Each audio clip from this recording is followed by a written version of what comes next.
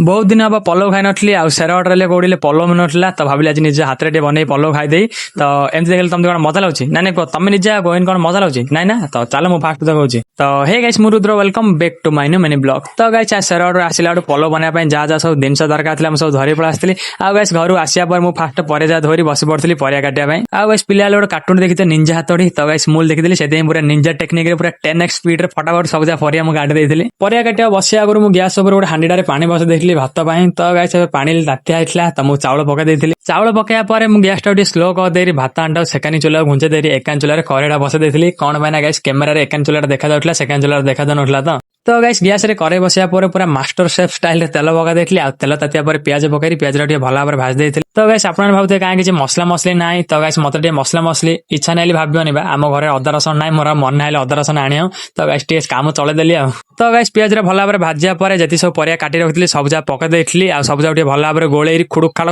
कर भाज देती प्लेट घोड़ देती भजा सीझापी सह गाइस बहुत लोक डाउट था रोसे मुझे ना आम घर मो मम्मी दीदी करदे तो गाइस देखो घर कहीं ना मो दीदी तो अलरेडी भाई शाशुर पलानी आपने ब्लॉग देखी जान देते आ मम्मी तो पड़े अंगनवाड़ी देखो घर कहीं ना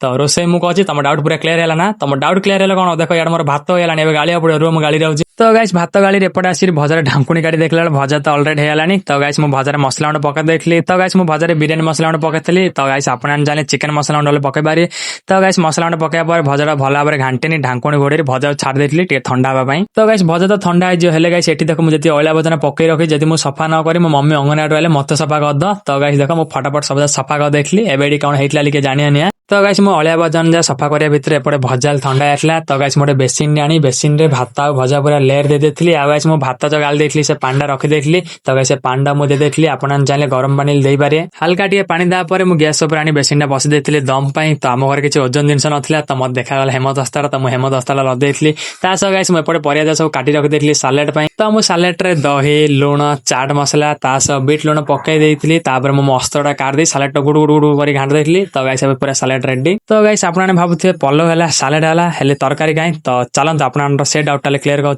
तो गाइस देख मम्मी अलरेडी घाट तरकारी करदे घरे तो गाइस बुट तरकारी घाट तरकारी तो ये तरकारी कामटा चलेदा तो गाइस फाइनाली पलव दम मा देखली गाइस तुम बोलते पलव के दम अच्छे गाइस मुझे पलव बनई किंतु बिरियानी स्टाइल रे तो गाइस फाइनाली सब काम सरला एबे खाली खाଇବା काम ना बाकी थिला हेले गाइस सेठी बसी भावुली एत पलव का अंटियो मत एकला नि अंट हेले गाइस मो मुंड गोटे आइडिया आइला कौन आइडिया आइला तो चलते मुझे आपन देखा तो गाइस घरे भात होता तो गाइस मुझे जो भावुँ आपने से भावुचा ना तो हाँ गाइस अधा भात मु पलव रे पकई देती एबे दिन जा बही पलव खाई तो देखुच मोर केते बुद्धि तो पलव खाईगले आस तो गाइस मोर सब बुद्धि लगे मोर अस्त्र धरी पड़ा आसती पलव घाटियापाई आ पलवटा भल भाव घाटी दे प्लेट धरी पड़ा आसती पलव खाइबापी तो गाइस खाईगले आस तो गाइस पलव देखी मो बाटर जाब खसला मोर कंट्रोल ना मुझे तो खाइबी तो गाइस पलवटा बनला भावुली केतल खाई फाइनल होगा तो टिके रो खाई कहूँ टेस्टा कि नहीं